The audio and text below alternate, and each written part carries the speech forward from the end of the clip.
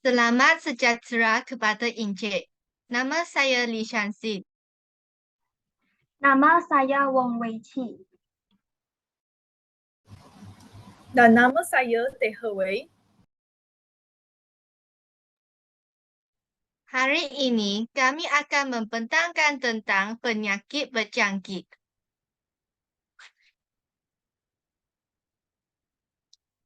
Objektif untuk pembentangan hari ini adalah supaya dapat mengenali punca-punca penyakit berjangkit. Selain itu, pembentangan hari ini juga bertujuan untuk menjelaskan kesan-kesan penyakit berjangkit. Bagi objektif yang seterusnya adalah supaya dapat mengetahui langkah untuk mencegah penyakit berjangkit.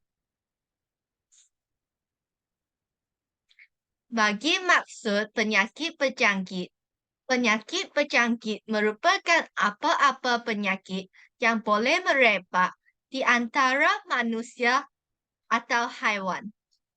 Ianya boleh disebabkan oleh beberapa jenis kuman seperti bakteria, kulat, virus, dan parasit.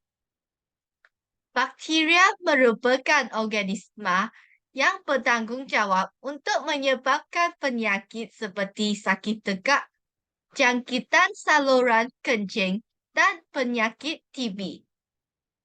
Kulat pula juga dikenali sebagai fungi, merupakan penyebab kepada kebanyakan penyakit kulit seperti kurap, kulat kaki, atau jangkitan pada farat. Terdapat juga kulat yang menyebabkan jangkitan pada paru-paru atau sistem saraf. Virus pula boleh menyebabkan banyak penyakit seperti demam, selesema, AIDS, COVID-19, cacar air, campak, berguk atau HPV. Bagi parasit pula, malaria adalah penyakit yang disebabkan oleh parasit kecil yang dibawa oleh nyamuk. Selain itu, penyakit-penyakit yang lain disebabkan oleh parasit adalah seperti toxoplasmosis, babesiosis atau penyakit Chagas.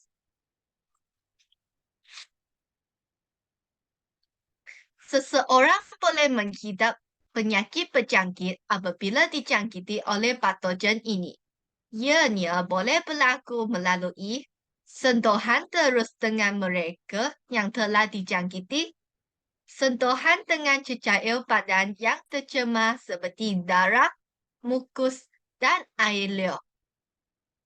Penyakit berjangkit juga akan berlaku apabila menyetut titisan yang mengandungi kuman dari pesakit yang batuk atau bersin dan juga digigit oleh binatang atau serangga yang mengandungi kuman.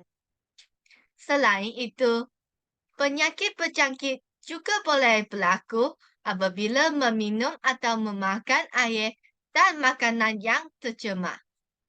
Apabila kuman telah memasuki badan seseorang, ianya akan membiak. Mereka yang dijangkiti akan mula mengalami gejala-gejala tertentu. Sesetengah gejala adalah akibat dari kuman yang sedang merosakkan sel badan. Sesetengah gejala pula berlaku kerana reaksi sistem imun badan terhadap pencerobohan kuman tersebut. Gejala penyakit berjangkit kebanyakannya ringan dan akan hilang selepas beberapa hari. Namun, terdapat juga penyakit berjangkit yang berbahaya dan boleh mengancam nyawa.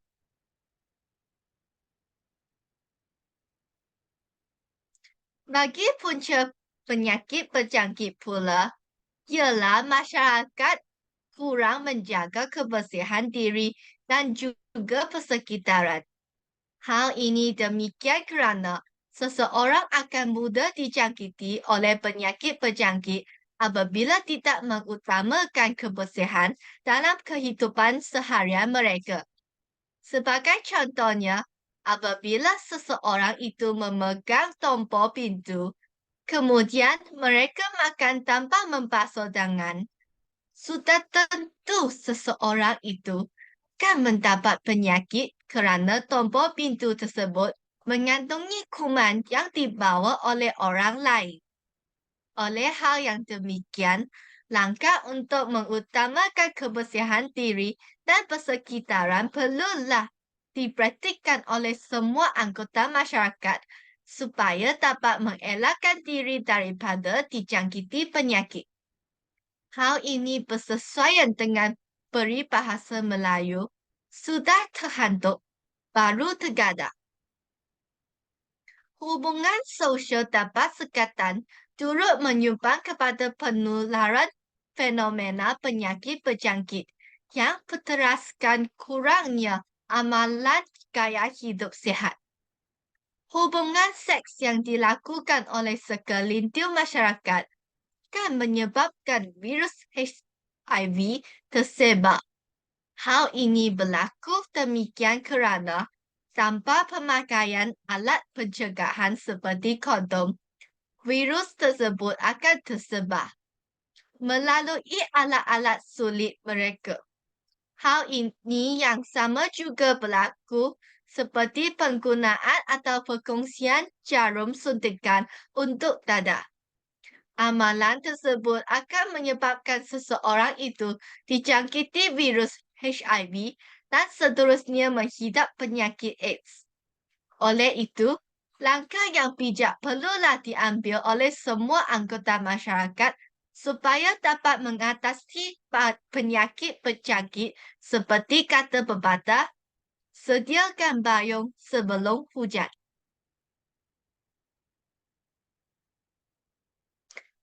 Selain itu, masyarakat yang tidak mengamalkan pemakanan yang seimbang akan mudah untuk dijangkiti penyakit berjangkit.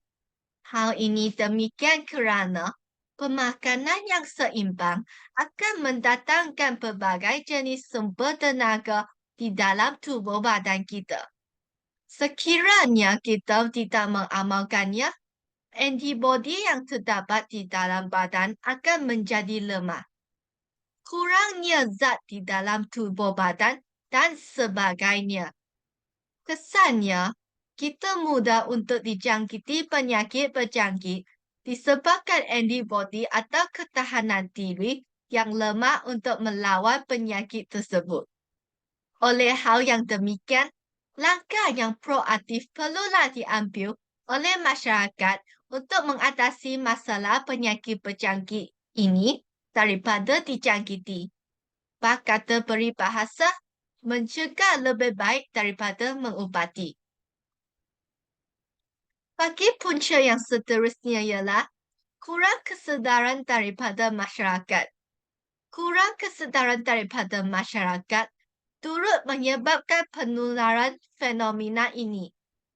Masyarakat pada masa kini terlalu mengejar kemewahan dengan mengumpul harta dunia sehingga kurang mengambil tahu terhadap isu semasa pada masa ini.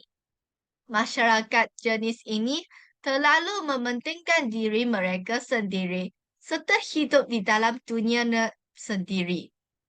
Kebanyakan daripada mereka ini tidak mengetahui isu semasa yang berkaitan dengan virus H1N1 yang mementingkan penjagaan kebersihan diri dan mengelakkan mereka daripada pergi ke luar negara untuk mengelakkan diri mereka daripada dijangkiti oleh virus tersebut. Namun begitu, segelintir daripada mereka terlalu mementingkan diri sendiri sehingga melanggar larangan tersebut. Apabila sudah dijangkiti, barulah hendak menyesal. Kata pepatah, nasi sudah menjadi bubur.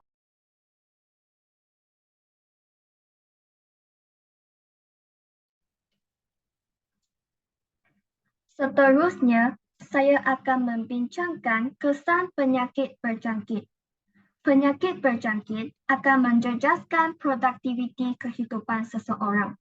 Seseorang yang dikurniakan kesihatan yang baik mampu melakukan kerja-kerja yang secara langsung dan tidak langsung. Sebaliknya, apabila seseorang itu sakit, maka tidak mempunyai tenaga untuk melakukan aktiviti seharian dan pergerakan mereka lebih terbatas berbanding dengan seseorang yang sihat. Sebagai contoh, sekiranya seseorang menghidapi penyakit COVID-19, maka dia tidak dibenarkan untuk keluar dari rumah dan berjumpa dengan orang lain, terutamanya kanak-kanak serta orang tua, kerana mereka mudah berjangkit. Tegasnya, penyakit berjangkit akan menyebabkan tubuh badan kita lemah dan tidak bertenaga untuk melakukan aktiviti harian kita. Penyakit berjangkit juga meninggalkan kesan negatif dari aspek ekonomi. Hal ini dikatakan demikian kerana kerajaan terpaksa menyediakan peruntukan dan perbelanjaan bagi membiayai segala infrastruktur, vaksin serta ubat-ubatan yang diberikan kepada rakyat. Selain itu, kerajaan juga perlu membiayai pakar yang telah menyumbangkan tenaga untuk menjalankan penyelidikan dalam mencari vaksin bagi menyembuhkan sesuatu penyakit. Misalnya, pemberian suntikan vaksin percuma seperti vaksin BCG dan HPV kepada pelajar-pelajar di sekolah dapat meningkatkan perlindungan terhadap sesuatu penyakit berjangkit. Suntikan tersebut diberi dengan kebenaran ibu bapa, tetapi terdapat segelintir ibu bapa yang merupakan anti-vaksin. Hal ini menyebabkan pembaziran berlaku kerana vaksin tersebut diberi secara percuma, malah dibiayai sendiri oleh kerajaan. Tuntasnya, penyakit berjangkit menyebabkan kerajaan mengeluarkan perbelanjaan yang tinggi bagi memastikan kesihatan rakyat daripada dijangkiti penyakit yang berbahaya. Selain itu, masalah penularan penyakit berjangkit seperti COVID-19 akan mengakibatkan sesi persekolahan ditangguh dan pembelajaran diadakan secara maya atau dalam talian. Keadaan tersebut telah menyebabkan tekanan kepada pelajar, terutamanya pelajar yang akan menduduki peperiksaan utama seperti SPM. Malah, mereka juga tidak bertemu dengan guru-guru di sekolah, akibatnya semangat pelajar semakin menurun. Dengan pengaruh negatif yang berada di dalam rumah, pelajar akan membuang masa dengan menonton rancangan televisyen atau bermain permainan dalam talian tanpa mengisi masa lapang dengan aktiviti yang berfaedah. Bukan itu sahaja, pelajar juga tidak menumpukan sepenuh perhatian semasa pembelajaran dalam talian dijalankan. Tamsilnya, pelajar akan bermain permainan dalam talian atau melayari media sosial apabila guru sedang mengajar dalam talian. Tegasnya, penyakit berjangkit akan mengganggu perjalanan sesi persekolahan. Di samping itu, penularan penyakit berjangkit juga akan menyebabkan kerajaan mengeluarkan Perintah Kawalan Pergerakan bawah Akta Kawalan Penyakit Berjangkit 1998. Kesannya, masyarakat secara keseluruhannya tidak boleh merentas daerah atau negeri. Malah, hanya syarikat yang mengeluarkan produk keperluan asas sahaja dibenarkan beroperasi dengan jumlah pekerja yang terhad. Keadaan tersebut menyebabkan sesetengah syarikat tidak mampu untuk bertahan, lalu mereka memberhentikan pekerja. Sudah jatuh ditimpa tangga, begitulah nasib yang menimpa masyarakat Malaysia.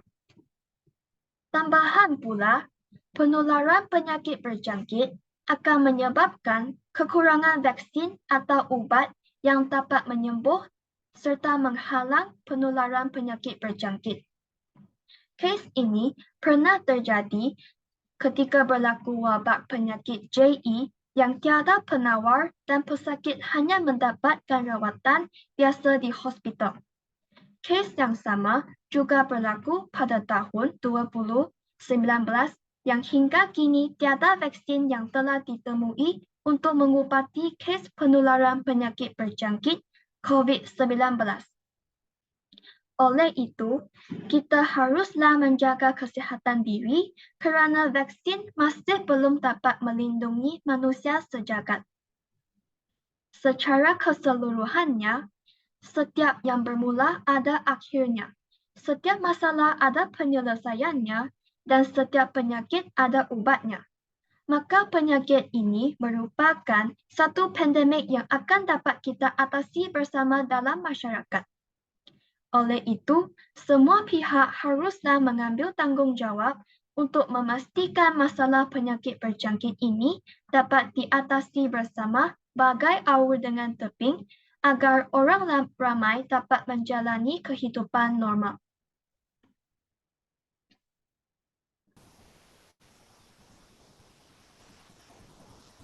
Dalam era globalisasi ini, penyakit berjangkit semakin meningkat di seluruh dunia. Penyakit berjangkit telah menjejaskan kesihatan manusia dan menjadi masalah kepada kita. Manusia tidak peka terhadap isu-isu yang serius ini, menyebabkan penyakit berjangkit merebak dengan cepatnya. Kita mestilah mengambil berat terhadap masalah ini kerana mencegah penyakit lebih baik daripada mengubatinya. Persoalannya, apakah cara-cara menjauhi penyakit berjangkit? Perkara ini akan saya huraikan hingga dalam menghadapi isu global ini adalah tindakan setiap individu dalam masyarakat untuk menjaga kebersihan diri dan persekitaran. Hal ini demikian kerana kebersihan diri adalah nilai penting yang wajib diamalkan oleh semua manusia kerana kekotoran adalah punca kepada penularan penyakit berjangkit. Tamsilnya, setiap ahli masyarakat dalam kalangan kanak-kanak dan dewasa perlu mengutamakan kebersihan dan dengan membuang sampah di tempat yang betul. Sentiasa mencuci tangan selepas menggunakan tandas dan memiliki restoran yang memiliki tahap kebersihan terbaik. Aktiviti bergotong royong dalam membersihkan kawasan perumahan dan tempat-tempat awam perlu sentiasa dianjurkan agar kebersihan dijaga di samping hubungan kemasyarakatan dapat dieratkan. Maka, kita perlulah sentiasa mengingati diri dan orang sekeliling kita supaya menitik beratkan aspek kebersihan diri dan persekitaran dalam kehidupan seharian. Selain itu, cara lain untuk mencegah penyakit berjangkit ialah masyarakat seharusnya mengamalkan gaya hidup sihat. Masyarakat yang bertanggungjawab akan mempraktikkan gaya hidup sihat kerana masyarakat tersebut tahu manfaatnya yang besar bukan sahaja kepada masyarakat tetapi juga pada negara. Buktinya, gaya hidup sihat merangkumi amalan pemakanan seimbang mengikut piramid makanan yang telah disarankan oleh Kementerian Kesihatan. Mendapatkan suntikan atau imunisasi penyakit berjangkit untuk menjamin kesihatan masyarakat. Tidak lupa juga, masyarakat boleh melakukan aktiviti riadah atau bersukan seperti berjogging, berenang dan bermain bola sepak. Aktiviti-aktiviti sebegini yang dilakukan oleh masyarakat pada masa lapang dapat menguatkan tahap imunisasi dalam badan secara semula jadi. Kesannya, apabila tahap imunisasi dalam badan seseorang kuat, daya tahan tubuh dapat melawan jangkitan penyakit. Pada masa yang sama, masyarakat juga perlulah memakai pelitup muka sekiranya berada di kawasan terbuka dan ketika berjumpa dengan orang, terutamanya pada musim penularan virus COVID-19 ini. Sebagai perlindungan diri, kerana kita tidak tahu sama ada orang tersebut mahupun diri kita sendiri membawa penyakit berbahaya itu. Bak kata pepatah, sediakan payung sebelum hujan. Pemakaian pelitup muka merupakan norma baharu yang telah diwajibkan terhadap seluruh rakyat Malaysia sebagai langkah memutus rangkaian penyebaran virus tersebut kerana pepatah Melayu ada berkata, biar titik jangan tumpah. Oleh sebab itu, produk ini telah banyak dijual dalam pelbagai jenis corak dan sangat mudah didapati dengan harga yang berpatutan. Sebagai contoh, pelitup muka boleh didapati di farmasi, pasar raya, hospital, malah boleh dibeli di aplikasi dalam talian seperti Shopee dan Lazada dengan kemudahan internet. Hal ini dapat memudahkan urusan pembelian pengguna di samping dapat meningkatkan semula ekonomi negara. Benarlah, pemakaian pelitup muka dengan betul yang melitupi hidung dan mulut sepenuhnya dapat melindungi seseorang daripada mendedah dengan virus yang berbahaya. Kesimpulannya, terdapat pelbagai langkah yang wajar dilaksanakan untuk memastikan penyakit berjangkit dalam dibendung penularannya. Dalam hal ini, semua anggota masyarakat perlulah bekerjasama ibarat aur dengan tebing dan menjangkau sehabis tangan agar penyakit berjangkit dapat ditangani dengan berkesan. Kita tidak mahu menyesal akibat kelelahan kita mendatangkan implikasi buruk kerana menyesal dahulu pendapatan, menyesal kemudian tidak berguna. Kerjasama semua pihak sudah pasti akan melahirkan masyarakat Malaysia yang bebas daripada ancaman penyakit berjangkit yang berbahaya. Kesihatan merupakan aset penting bagi setiap insan yang bernafas di bumi ini. Kekayaan tidak dapat membeli kesihatan mahupun nyawa seseorang. Malangnya, kes-kes wabak berjangkit masih berlaku dari semasa ke semasa. Oleh itu, kempen kesedaran haruslah diadakan oleh pelbagai pihak untuk menggalakkan amalan hidup yang sihat dalam kalangan masyarakat. Kita tidak boleh memandang sebelah mata sahaja terhadap masalah ini kerana penyakit berjangkit boleh mengorbankan banyak nyawa yang tidak berdosa. Mudah-mudahan kesedaran dan keinsafan akan bersemarak dalam jiwa setiap warga masyarakat untuk bersama-sama membentang penularan penyakit berjangkit.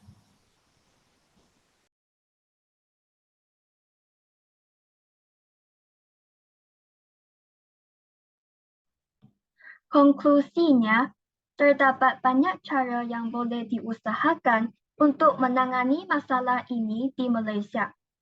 Tindakan melawan penyakit secara holistik oleh semua pihak akan menyumbang kepada penurunan kes ini, seterusnya melahirkan negara yang bebas dari masalah ini. Media massa dan kerajaan berperanan besar dalam menyedarkan masyarakat kita akan kepentingan dan manfaat mencegah penularan wabak ini. Janganlah kita berfikiran jumud dalam perkara ini kerana menyesal dahulu pendapatan, menyesal kemudian tidak berguna. Peribahasa ini membawa maksud Kita perlulah sedar dan mengambil tindakan segera ke atas perkara yang berbahaya ini agar tidak kesal akan akibatnya di kemudian hari.